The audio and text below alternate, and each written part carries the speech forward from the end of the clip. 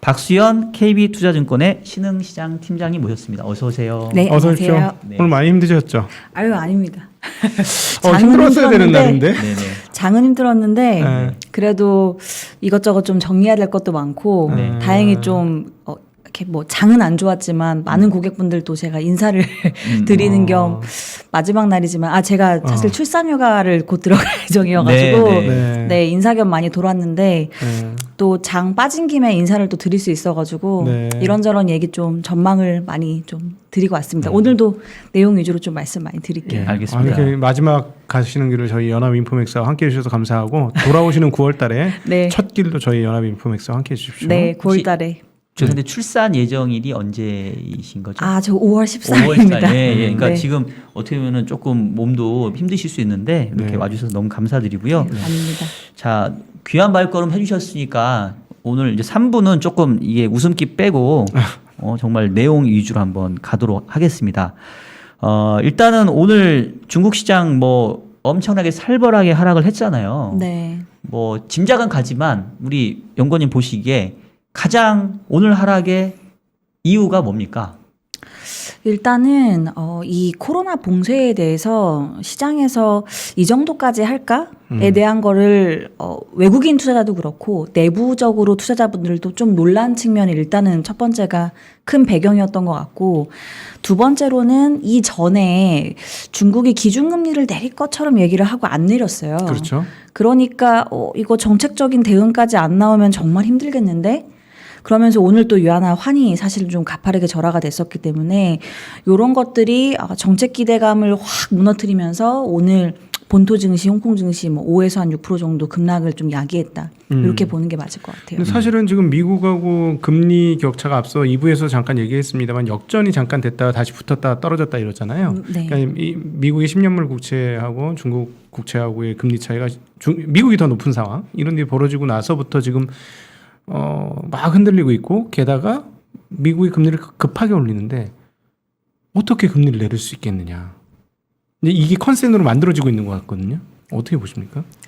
일단은 중국이 코로나를 가장 먼저 선제적으로 겪고 일단은 먼저 긴축을 좀 돌아선 측면이 있었기 때문에 아예 버퍼가 없는 거는 아닌 것 같아요. 이게 역전의 기준이 두 가지가 있는데, 일단 명목금리 기준으로는 말씀 주신 것처럼 역전이 됐던 건 맞는데요.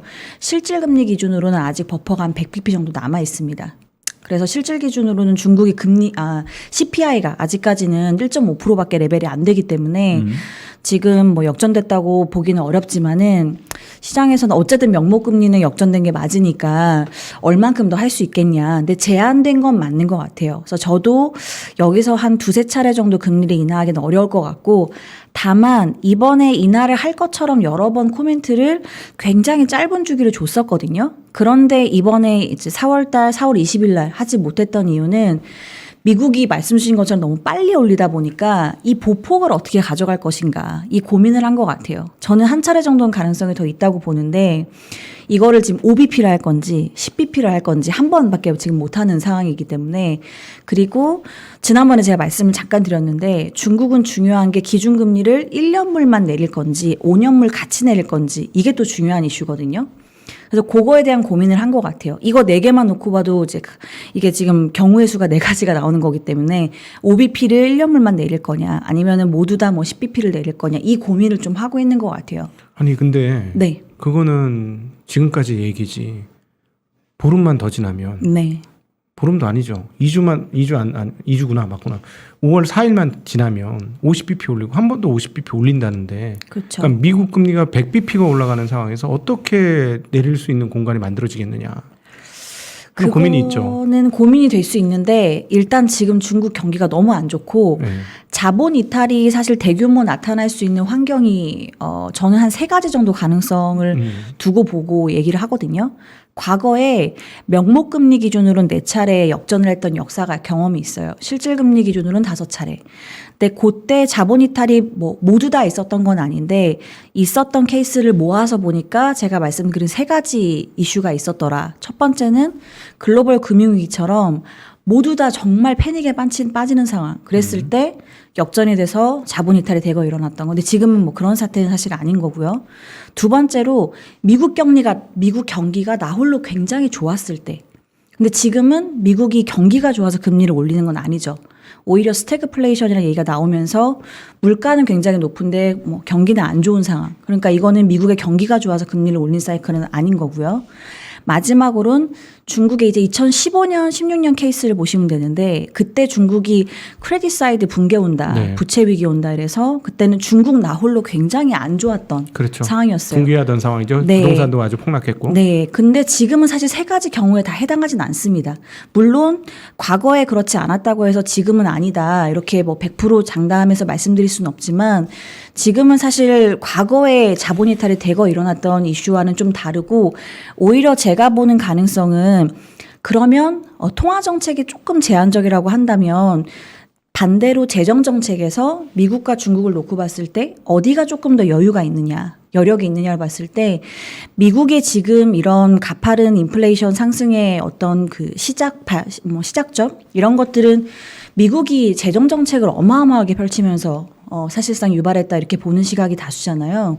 중국은 반대로 코로나 때 놀랍게도 거의 재정을 쓰지 않았습니다. 대부분 은행에서 대출을 풀면서 사실은 코로나를 방어한 거거든요. 그러니까 오히려 재정 여력은 중국이 상당히 많다. 그래서 앞으로 올해 중국이 기대할 수 있는 재정 정책들은 더 많이 나올 거다. 이런 기대감들이 사실은 아직은 살아 있습니다. 그러니까 저는 통화 정책이 이렇게 제한될수록 오히려 중국 정부가 재정 쪽에서 더 투입할 수 있는 니즈가 굉장히 강화될 것 같고 또 할 수 있고 지난해 유보된 금액도 굉장히 많고요. 그런 측면에서는 저는 사실 자본 이탈이 대거 나타날 가능성은 좀 제한적이지 않나. 그래서 말씀드린 것처럼 한 차례 정도만 가능하지 않을까라는 생각은 듭니다. 그러니까 지금 중국 상황들을 보면 말씀하신 대로 재정 여력이 있어서 푸는 게 아니고 그거 외에는 방법이 없는 것 같아요. 제가 보니까. 그것도 맞는 말씀인 것 같아요. 지금 뭐 금리 뭐 끽 해봐야 한 번 내린다는 건데 사실 별 의미 없는 것 같고 그거는. 네. 그리고 또 저기 미국하고 금리 차 때문에 계속 쫓길 것이고 그러면은 돈은 남아 있고 여력은 있으니 돈을 풀으면 되는데 저는 그 돈을 굉장히 많이 풀 것 같거든요. 재정을 많이 풀 것 같아요. 네. 근데 어떻게? How? 제가 방법이 안 보이는 거예요, 이게. 일단 조금의 힌트는 최근에 나온 1분기 GDP에서 좀 보실 수가 있어요. 그러니까 1분기 GDP 나오고 실제로 제가 자주 찾아뵙는 고객분들은 이거 좀 만진 숫자 아니야? 이상한데 이런 얘기를 많이 주셨어요. 컨센이 4.5였는데 4.8이 나왔어요. 사실 1분기면 3월 데이터가 들어간 숫자고 3월부터 이미 락다운에 들어갔었거든요. 자세히 살펴보면 유일하게 눈에 띄는 지표가 두 개 있었습니다. 첫 번째 산업 생산 굉장히 좋았고요. 두 번째로는 인프라 투자. 고정 투자 안에서 요 두 개가 좋았어요. 산업 생산은 이게 저는 불가능한 얘기는 아니고 앞으로도 이거를 할 가능성이 있겠다라고 봤던 게 중국이 지도를 놓고 보면 지금 정확하게 코로나 확산 초기에는 우한이 중심지에 있거든요. 지도의 중심지. 여기서부터 이렇게 확산되는 형태였다고 하면 지금은 동부 연안, 이 해안가에만 몰려 있습니다. 락다운 지역들이. 근데 이 동부 연안의 해안가들은 좀 아쉬운 부분은 여기에 제조업 기지들이 몰려 있고 왜냐하면 바로 수출을 해야 되니까 제조업 기지들이 몰려 있고 GDP 기여도가 높은 지역들입니다. 그래서 전체 GDP 기여도가 한 30% 정도 되는 지역이고 나머지 지역들은 사실상 굴뚝 산업 비중이 높아요. 그래서 산업 생산 이번 섹터별로 쫙 브릿다운해서 보면 굴뚝 산업들이 기여도가 굉장히 높았어요. 그러니까 지금 앞으로 중국이 어쩔 수 없이 재정을 풀어서 지금 강화할 수밖에 없는 부분은 구형 인프라다. 이렇게 말씀을 제가 지난번에도 드렸거든요. 구형 인프라는 락다운에서 지금 영향도 사실 상대적으로 자유롭고 이쪽은 제가 다음에 바로 말씀드리려고 하는 코로나. 중국이 왜 이렇게 제로 코로나에 집착하느냐 말씀드리려고 했는데 여기서 고용과 연결되는 농민공분들 이분들도 고용에서 바로 흡수가 될 수 있는 산업이기도 합니다. 그래서 여기를 통해서 산업 생산을 확 끌어일으켜서 중국이 고용도 방어하고 경기도 방어하고 재정도 이쪽으로 푸는 이런 방향으로 갈 거고 산업 생산에서 굴뚝 산업이랑 또 연결되는 게 아까 말씀드린 인프라 투자에서 구형 인프라에 뭐 교량, 도로, 철도 이런 쪽. 아니 그게 좀 더 할 게 없잖아요, 중국은.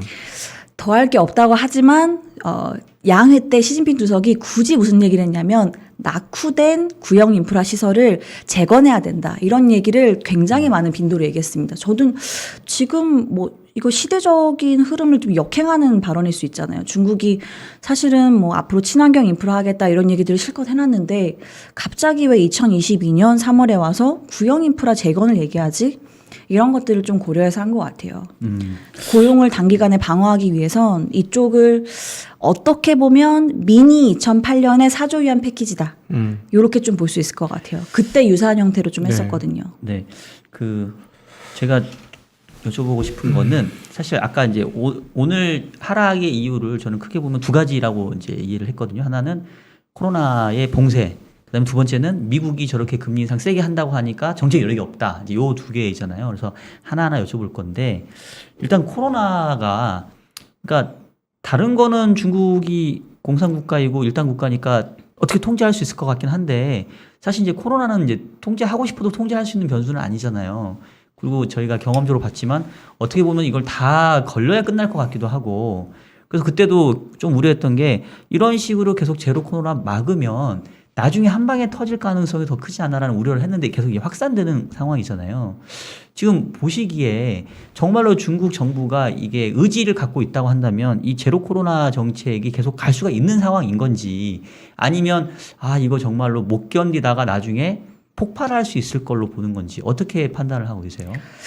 사실은 제가 3월부터 락다운 할 때는 무슨 생각을 했냐면 이게 주로 대도시 위주로 일어나고 있는 상황이어서 이분들은 주로 제가 이게 인구별로 유학생 비중이 딱 지역별로 나오진 않아서 이거를 비중을 따져보진 못했지만 대부분 이쪽 분들이 사실 소득 수준이 높고 유학을 하셨던 경험이 더 많을 것 같아요. 그러니까 서방 국가에서 이런 자유로운 문화에 익숙해진 분들이 많았을 텐데 이런 사실 무질서한 락다운을 언제까지 버틸 수 있을 것이냐. 실제로 블룸버거나 이런 데서 위챗 잠깐 올라왔던 시위 영상들 보면 상하이 내에서 시위가 상당 부분 좀 일어나고 있었던 걸로 확인이 돼요. 물론 이게 하루 만에 내려지고 이러긴 하지만 그런데도 불구하고 시진핑 주석이 어떻게 보면 첫 번째로 경제적인 이익까지 지금 침해하면서 두 번째 민심까지 일부 좀 잃어가면서 굳이 지금 오미크론 같은 치명률 낮은 이런 우세종이 지금 중국에서도 사실상 가장 우세종으로 지금 자리 잡고 있는데 굳이 이렇게 할 이유가 뭔가 저는 좀 공동부유로 돌아갈 필요가 있을 것 같아요. 이게 좀 새로운 관점인데 공동부유가 처음에 나왔을 때 사람들이 저한테 가장 많이 질문하셨던 건 이거 지금 시진핑 주석이 공동부유하면 다 같이 못 살겠다는 건가 모두 다 소득 수준을 내려서 이거를 평등하게 만들겠다는 건가 이거 좀 지금 현재 우리가 바라보는 경제 구조상 맞지 않는 것 같다. 굳이 이런 걸 왜 하냐라는 질문을 많이 주셨는데 제가 그때 말씀드렸던 거는 시진핑 주석이 사실상 그 중국의 과거 한 3, 40년의 이 역사 그러니까 3대 당파가 번갈아 가면서 주석을 했던 이거를 단번에 끊고 사실상 새로운 장기 집권에 들어가는 거라 어떻게 보면 굉장히 정치적인 격변기에 있어요. 그러니까 보기에는 저희가 외부에서 굉장히 평안해 보이고 큰 이슈가 없어 보이지만 여기서 시진핑 주석이 가장 중요한 건 어쨌든 민심이 저는 가장 중요하다는 생각이 들어요. 옛날에 천안문 사태 같은 것도 그렇고 보면 민심이 결국 뒤집어지면 그러한 정변이 나타나는 건데 그때 핵심은 사실 굉장히 고소득층이 아니라 중저소득층. 왜냐하면 중국의 이 인구 비율을 딱 따져보면 고소득층 비중은 많아봤자 뭐 10% 이 정도밖에 안 됩니다. 중저소득층 이쪽 분들이 절대 다수를 차지하고 있고 결국은 민심에서 지금 이러한 기후 변화를 이분들이 어떻게 드러내는지가 조금 더 중요한 이슈일 수 있을 것 같아요. 그래서 이분들 입장에서는 이 락다운이 사실 좋은 건 절대 아니죠. 근데 나쁘지 않을 수 있다라고 말씀드리는 이유가 뭐냐면 중국의 그 농민공이라고 많이 들어보셨죠. 농민공 분들은 사실 자기가 속해 있는 이 호구, 자기 본인들의 있는 지역이 고향이 아니라 대도시에 와서 일을 하시는 분들이거든요. 근데 지금 코로나 확산의 대부분 대도시잖아요. 여기에 농민공무원들 비중이 굉장히 높을 거예요. 네. 근데 이분들은 한 번 아프면 답이 없습니다. 일단 의료보험 적용을 못 받아요. 예를 들어 그냥 상하이 시민은 아파서 병원 가면 한 10위안이면 해결될 걸 이분들은 50위안, 100위안 이렇게 지불을 해야 됩니다. 그리고 뭐 중국은 또 약값이 사실은 비싼 편이에요. 그래서 여기 약값도 사실 거의 2-3배 정도를 지불을 해야 되고 근데 상하이가 이렇게 락다운 되다 보면 대도시가 이분들은 대부분 일용직일 거거든요. 그러니까 하루 벌어 이제 하루 쓰시는 분들인데 그 소득도 줄어드는 반면에 아파버리면 이 의료 비용도 감당이 안 되는 겁니다. 근데 반면 이분들이 격리 시설로 넘어가면 정부가 100% 비용을 대줍니다. 그리고 거기서 이제 일정 부분 해결이 되는 거고. 그래서 이분들이 어떤 그 사회복지의 이 사각지대에 있기 때문에 이분들을 보호해서 그리고 지난번에 제가 보여드렸던 차트 중에 백신 부스터샷이 있거든요. 이거를 쭉 끌어올려야 이분들의 면역 체제가 그래도 괜찮고 앞으로 그래서 이분들이 아팠을 때 어느 정도 감당을 할 수 있다. 결국은 이분들을 고려한 판단이지 않을까라는 생각이 들거든요. 그러니까 제로 코로나에 집착을 하는 이유가 결국은 취약계층을 보호하기 위함이다. 라는 생각이 들어요. 그래서 저는 이게 공동부유 관점에서 시진핑 주석이 본인의 장기 집권 관점에서 어떠한 계층의 눈높이를 맞추고 있느냐. 그게 조금 더 지금은 화근이지 않나. 그래서 사실 이걸 말씀드리는 이유가 제가 최근에 다니면서 많이 이제 말씀드렸던 게 그러니까 시진핑이 상하이방을 압박하기 위해서 상해를 지금 락다운하고 있다 이런 루머가 있더라고요. 네, 있었어요. 네, 근데 그거는 저는 사실은 조금 맞지 않는 이야기다라는 생각이 들고 그것보다는 대도시에 있는 취약계층 이분들을 보호하는 게 지금 우선이다라고 판단을 했다라는 생각이 저는 좀 들고요.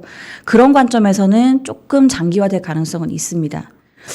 그러니까 이제 저의 질문은 뭐였냐면, 네. 그러니까 의도는 알겠는데 네. 원하는 대로 안 가게 되고 네. 오히려 더 이게 장기화될 위험을 계속 키우고 있는 게 아닌가 싶어가지고. 네네. 그럼 사실 올해 내내 중국 모멘텀은 그냥 아예 사라져 버리는 게 아닌가라는 그런 두려움이 사실 있는 거거든요. 그렇죠. 그래서 이분들이 시진핑 주석 최근의 발언을 보면 생명이 가장 우선적이다. 근데 생명이라는 건 결국은 코로나에서는 백신을 얼마나 맞았느냐거든요. 근데 중국이 아직까지 지난번에 왔을 때 제가 보여드렸을 때 백신 접종률이 25%에 30% 왔다 갔다 했는데 지금 50.7%까지 올라왔어요. 가장 최근에. 요게 적어도 80%까지는 올라가는 걸 확인하려고 하는 것 같습니다.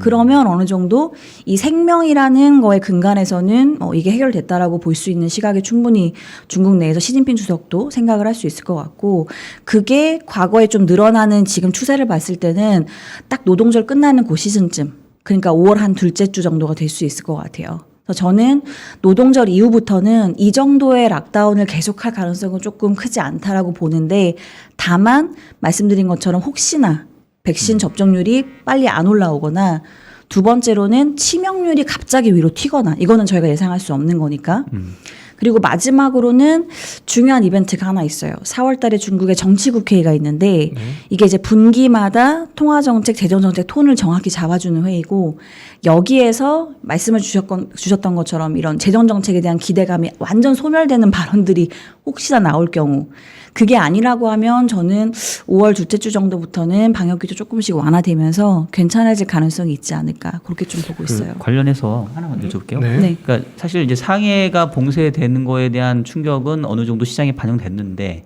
오늘 충격은 이제 북경까지 봉쇄가 그쵸. 시작된 것 때문에 그랬던 것 같아요. 근데 이제 사실 내부 사정을 저희는 잘 모르니까 상해도 처음에는 뭐 몇 명 없이 시작하다가 이게 확 늘어났을 거잖아요. 혹시 북경도 상해를 쫓아갈 가능성이 높지 않을까 우려되는데 어떻게 보세요? 일단 오미크론의 특성이 치명률은 낮지만 확산이 빠른 거기 때문에 저희가 그래도 지금 좀 그 엔데믹 얘기하면서 이게 어떤 독감처럼 지금 확산이 된다라고 보는 게 저희 이제 보통적인 시각인 거잖아요. 그래서 베이징도 그럴 가능성은 있죠. 다만 저는 이번에 나왔던 여러 가지 지표 중에서 아까 말씀드렸던 뭐 산업 생산이나 인프라 투자도 눈여겨봤지만 중요한 게 이 고용 데이터가 굉장히 많이 사실상 안 좋았어요. 실업률이 코로나 거의 확산 초기 단계만큼 지금 올라가 있는 상황이고 그 다음에 이 실업률을 보면 세 가지로 분류가 돼서 나오거든요. 전국 기준으로 나오고 그 다음에 외지인이 이 현재 지역에서 고용하시는 분들의 실업률이 나오고 마지막으로 이제 연령별로 나오는데 가장 안 좋았던 게 제가 말씀드렸던 농민공분들이 해당되는 외지인 인구에 대한 실업률이 평균적으로 전국에서 저희가 보는 레벨이 5.1에서 5.3인데 지금 6.3까지 튀었어요. 가장 최근에 전국 기준으로는 이제 5.8까지 나왔는데 이걸 고려하면 물론 이분들의 건강이나 이런 뭐 생명을 고려해서 시진핑 주석의 말에 입각을 해서 보면 부스터샷이 올라올 때까지 어느 정도는 좀 락다운을 하겠지만 이거를 과연 정말 장기화할 수 있는가 그거는 저는 좀 어렵지 않을까 생각이 듭니다. 그러니까 오히려 제가 보기에는 좀 이거 답 없는 얘기긴 하지만은 시진핑이 공동부유 처음 꺼냈을 때까지는 인민의 지지를 굉장히 많이 받았을 것 같은데 네.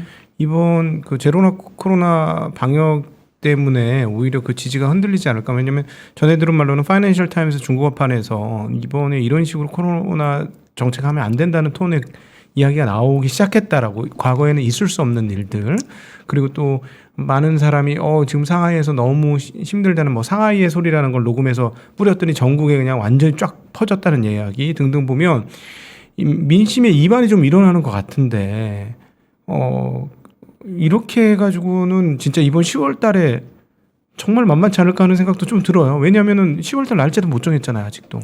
10월 말에서 보통 11월 초에 하니까 이게 중국이 한 3, 4년 전부터 이런 중요한 이벤트를 날짜를 미리 공개를 안 합니다. 중국 안에 생각보다 테러 이슈가 많아요. 네, 위구르나 신장 이쪽에서 좀 독립 이슈가 있었어가지고 그래서 일부러 날짜를 공개를 좀 안 하는 경우가 많아서 그거는 조금 제가 보기엔 중요한 이슈는 아닐 수 있을 것 같은데 일단은 말씀 주신 것처럼 민심을 확보하는 게 핵심인 거고 결국은 지금 취약계층을 고려해서 한다고는 하지만 고용시장이 계속 이렇게 안 좋아지면 결국 이제 민심의 바로미터는 고용일 수밖에 없고 장기화하기는 어려울 것 같다. 그래서 저는 부스터샷 계속 말씀드리는 이 80%까지 넘어가서도 혹시나 이 방역 기조를 계속 유지한다? 그러면 말씀 주셨던 그런 정치 기반이나 여러 가지가 좀 흔들릴 가능성이 있어 보입니다. 근데 시진핑 주석이 결코 그걸 모르지 않을 거거든요. 그래서 저는 과연 이것을 시장 우려처럼 7월 막 10월 이렇게까지 장기화할 것인가 저는 그 가능성은 좀 높게 보고 있지는 않습니다. 그리고 환율도 사실 오늘 제가 좀 의아했던 게 중국이 인위적으로 위안화 환율을 뭐 약세를 좀 유도한다 이런 얘기도 있더라고요.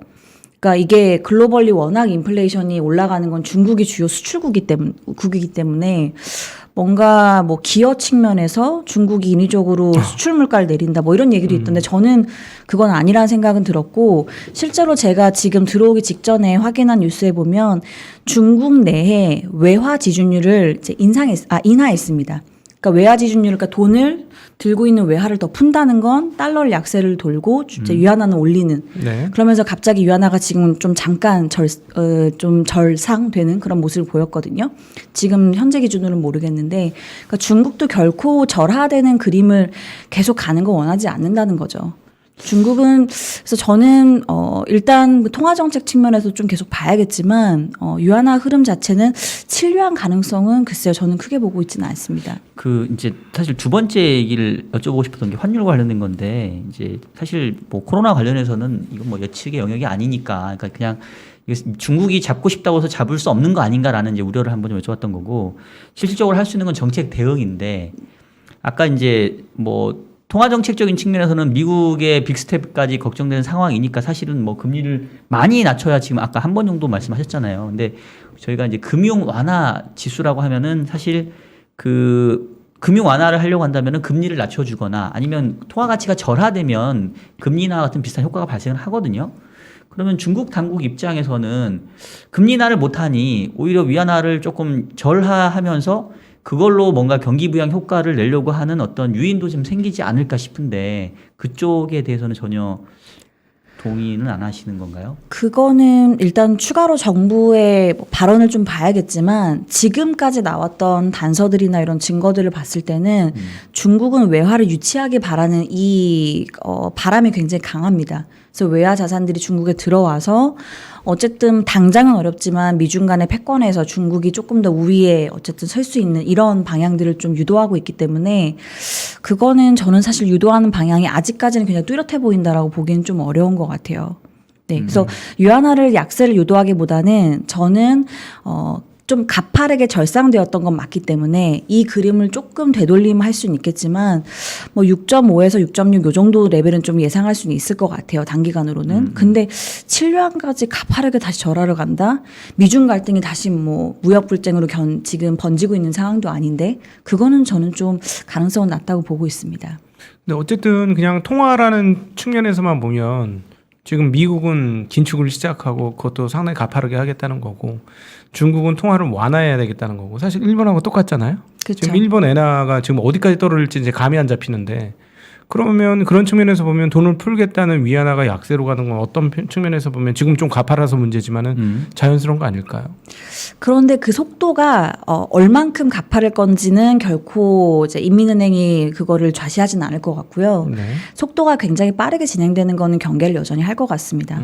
왜냐하면 기껏 사실 중국이 뭐 채권 시장에 이제 글로벌 채권 시장에 들어간 것도 물론 중국의 노력이 아예 없었던 것도 아닌 거고, 그리고 금융시장 문호를 계속 열고 있거든요. 외국계 라이센스를 계속 주고 있는 상황이고 중국에 들어와서 비즈니스를 할 수 있게끔 지금 풀어주고 있는 상황이라 지금 어쨌든 위안화 가치를 가파르게 절하하거나 절상하거나 둘 다 사실 저는 조금 경계하면서 속도는 완만하게 가려고 할 것 같다. 최근에 네. 근데 주식 시장에는 뭐 큰 이탈은 최근에는 없던데요. 그 채권 시장 어떻습니까? 채권 시장 지난달인가요? 상당히 큰 폭의 유출이 있었습니다만. 근데 이거를 유출이라고 보기는 제가 지난번에도 어렵다고 말씀드렸던 게 이게 전 월 대비로는 유출이 된 건 맞는데 전 연 대비로는 여전히 30% 정도 늘어나고 있는 상황이었던 거거든요. 그 3월 데이터가 아쉽게도 아직 안 나왔어요. 2월까지만 나와서 3월 데이터는 확인이 안 되는데 지금 그 유안화 기반으로 무역 결제되는 거 그거는 최근에 보면 조금 더 줄기는 했습니다. 근데 여전히 원화 기준으로 4,000조 어마어마한 레벨로 계속 유지는 되고 있는 상황이고 다만 레벨이 조금 내려온 건 맞습니다. 그래서 지금 단기간에 한 2, 3주 정도 이 추세로 판단하기는 좀 어려운 것 같고요. 일단은 조금 더 진행되는 상황을 봐야겠지만 저는 사실 이 절하의 그림 자체가 중국이 앞으로 조금 더 강하게 가게끔 유도하는 방향 이거는 좀 아닐 수 있겠다. 그런 게 나오면 오늘 나왔던 것처럼 외화 지준율을 이제 더 인하한다든지 아니면 중국 내에서 재정이라든지 이런 정책을 더 강화해서 중국 내의 경기를 좀 올릴 수 있는 이런 그림들을 조금 더 뚜렷하게 나타내지 않을까 그런 생각이 좀 들어요. 그러니까 지금의 위안화 약세는 외화 반출 그러니까 외화 유출과는 아직까지는 매칭이 되는지는 잘 모르겠다. 아직 나온 게 없어서. 네, 그래서 저는 그건 정부가 유도했다라고 보기에는 아직은 좀 확인되는 증거들이 많지는 않은 것 같습니다. 네.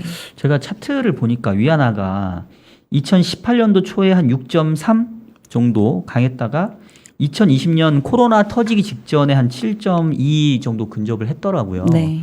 그래서 그 뒤로 오히려 코로나 이후에 중국이 빠르게 뭐 어떻게 보면 수습을 하면서 중국 위안화가 이제 강했던 것 같은데 아니 그렇게 보면 2020년도에도 미국하고 중국하고 성장률의 갭을 봤었을 때 오히려 지금보다 중국 경제가 한참 더 좋았었을 텐데 그때도 7.1 위안이 넘어가 있었는데 지금처럼 미국이 저렇게 경기와 물가 때문에 금리 인상을 공격적으로 하고 중국은 지금 한참 경기 둔화되고 오히려 통화 완화를 하려고 하는 상황에서 어쩌면 단순하게 비교해 보면은 위안화의 페어밸류가 7위안 가도 지금 전혀 이상하지 않다라고 볼 수도 있지 않을까요? 그런데 사실 자세히 그때를 복귀해 보시면 그때는 무역 분쟁 끝나고 바로 코로나를 중국이 맞은 상황이어서 사실은 중국이 뭐 굉장히 좋았던 상황이라고 좀 보긴 어려웠고 또 거기에 플러스로 무역 분쟁 때문에 중국이 인위적으로 환을 절하러 갔던 것도 있었죠. 왜냐하면 중국이 미국과 타협하는 이런 과정에서 과거에도 그랬지만 주로 이 협상 데스크에 올리는 게 환입니다.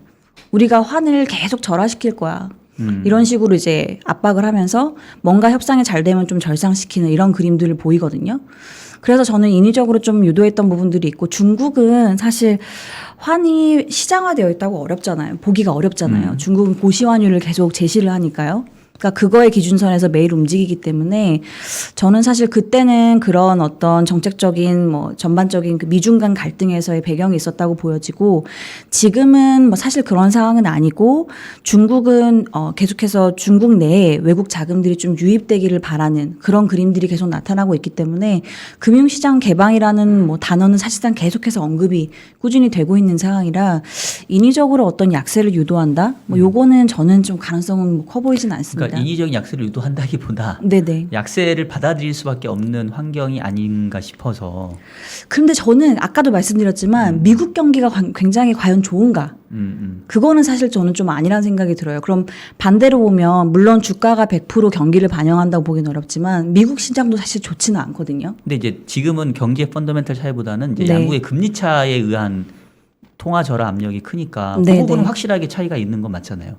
그런데 중국이 절대적인 레벨로 보면 어쨌든 그 뭐 실질금리 계속 말씀드려서 그렇긴 하지만 중국의 실질금리로는 여전히 버퍼가 있는 상황이고 그리고 중국의 경기가 지금 굉장히 안 좋다라고 저희가 인식은 되지만 일단은 1분기 GDP 확인한 숫자들은 괜찮았고 중국이 앞으로 나오는 정책에서 재정을 정말 공격적으로 풀어버리면 옛날에 금융위기 때 중국 나홀로 좋았던 것처럼 물론 그 정도의 강도는 아닐 가능성이 높지만 2008년도 말씀이시죠? 네, 2008년도처럼 중국이 그때처럼 비슷한 유사한 저는 이제 재정 정책이 좀 나올 수는 있다고 보는데 그 정도의 규모가 나오면 저는 사실 굳이 외국 자본들이 또 중국에서 대규모 또 이탈할 가능성이 있겠는가? 혹시 이건 아닐까요? 지금 150bp 올릴 판세잖아요. 네. 그것도 7월까지. 미국이 미국이 지금 7월까지 150bp 올리면 그때면 실질금리조차도 역전이니까 네. 너무 그게 뻔히 보이니까 제가 그래서 채권 쪽에서 빠져나가냐 이런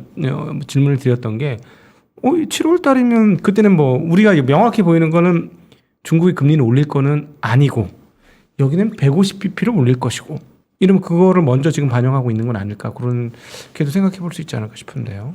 그렇긴 하죠. 근데 금리가 사실은 기준금리 거기에서 이제 형성되는 플러스 마이너스도 있지만은 어쨌든 경기의 그 기초 체력 자체를 판단하는 것도 있는데 왜냐하면 저희는 10년물 기준으로 보니까 그 관점에서는 중국이 정책적으로 강화를 하겠다라는 스탠스가 명확해지면 중국은 또 이 그 정부 정책에 따라서 움직이는 이 모멘텀이 굉장히 강한 국가 중에 하나니까 여기서 정책적인 힘이 생각보다 강하다고 하면 버틸 수도 있지 않을까라는 생각이 듭니다. 다만 말씀드린 것처럼 공격적으로 뭐 통화 정책을 더 강화하지는 못하겠죠. 자, 제가 제일 걱정하고 있는 질문 하나 드릴게요. 네네. 오늘 너무 저희가 공세적으로 한 것 같아서 죄송하긴 한데 다 좋아요. 다 좋고 돈도 풀고 뭐 이렇게 다 좋은데 돈 풀어서 앞서 질문을 했던 거나 마찬가지인데 아니 도대체 경기를 강화시키고 개인들의 취업을 활성화시키고 이러려면 거기다 써야 되는데 지금 소매는 안 쓸 게 거의 확정적인 분위기고 소 여기 다치고 또 이제 코로나가 저렇게 됐으니까 더 다치고 이렇게 쓸 데가 없고 그래서 구형 인프라 좀 쓰고 뭐 이런 데 좀 쓰면 그 효과가 있을 것이냐라는 거죠. 지금 예를 들어 가전 하향을 한다고 해도 지금 상황이면 아무런 필요가 없을 수도 있잖아요. 모르겠다. 집안에 있으니까 더 필요할 수도 있겠는데 그러니까 그 돈을 풀어도 효과가 제대로 나겠는가 하는 굉장히 큰 의문이 있어요. 지금. 그래서 제가 보는 이 수순이 너무 좀 뭔가 드라마틱한 것들을 바라는 걸 수 있는데 일단 지금 단기로는 제가 말씀드렸던 취약계층이 백신을 많이 맞는 게 중요하다. 네. 근데 이분들이 백신을 맞으려면 기본적으로 본인의 이 주거나 이 생활에 큰 문제가 없어야 되거든요. 근데 이분들이 일단 코로나 때문에 출근을 못하고 이런 상황이다 보니 어떡하지? 격리시설에서는 이분들이 사실 주무시고 식사하고 이런 것들이 해결이 되고 그 안에서 백신 접종하고 이런 것들은 문제가 없는 거거든요. 지금 격리하는 건 아니잖아요. 격리시설에 들어갑니다. 봉쇄 구역 안에서도 확진자면은 격리시설에 들어갑니다. 모두 다 들어갈 수 있나요? 수용이 되나요? 그게? 모두 다 되는 건 아니지만 이분들의 증상에 따라서 구분이 되어 있어요. 증상이 얼만큼 우리도 왜 경증자 그다음에 굉장히 중증자 이렇게 나눠서 진행을 했잖아요. 그런 논리면은 네. 농민공동을 살리려면 수십만이 걸려야 된다는 얘기잖아요.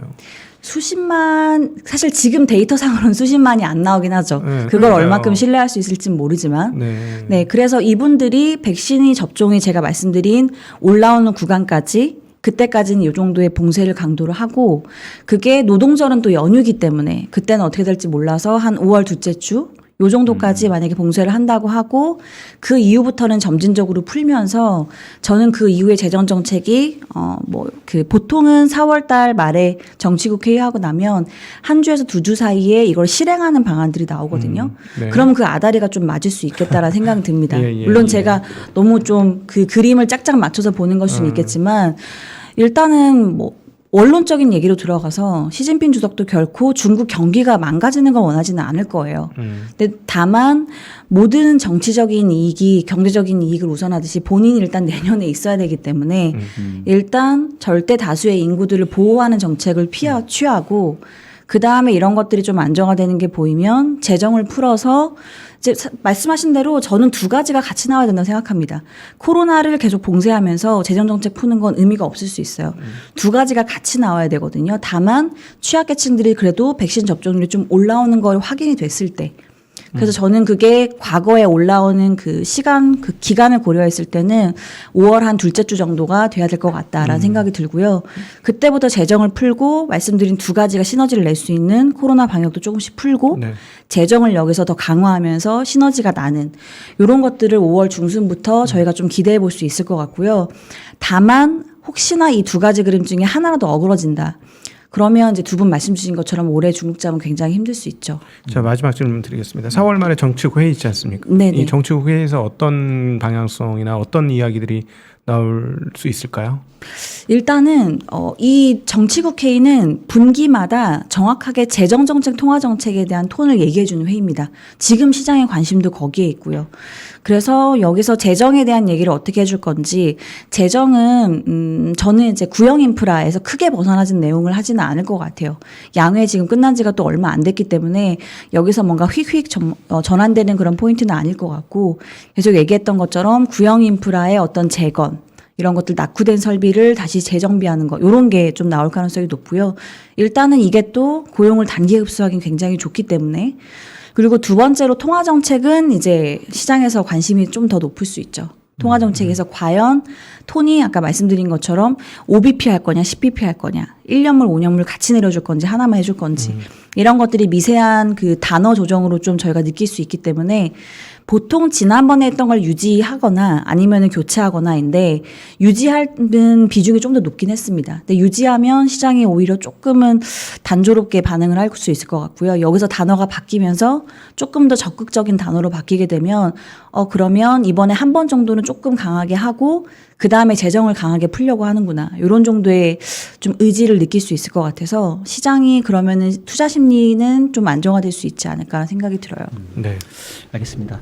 저희가 이제 나름 좀 토론 문화를 지향하다 보니까 우리 연구원님의 그 의견을 조금 더 돋보이기 하기 위해서 저희가 좀 반대적인 질문을 드렸다고 좀 이해를 해주시고요. 오늘 네네. 또 몸도 무거우신데 와주셔서 너무 감사드리는데 마지막으로 네. 이 중국 관련해서 투자적인 관점에서 또 중국에 직접 투자를 하는 또 투자자도 계실 거고 중국과 연관된 또 우리 국내 기업들도 있을 텐데 뭐 그런 대응 방안 뭐 이런 거 마무리해 주시면 좋을 것 같아요.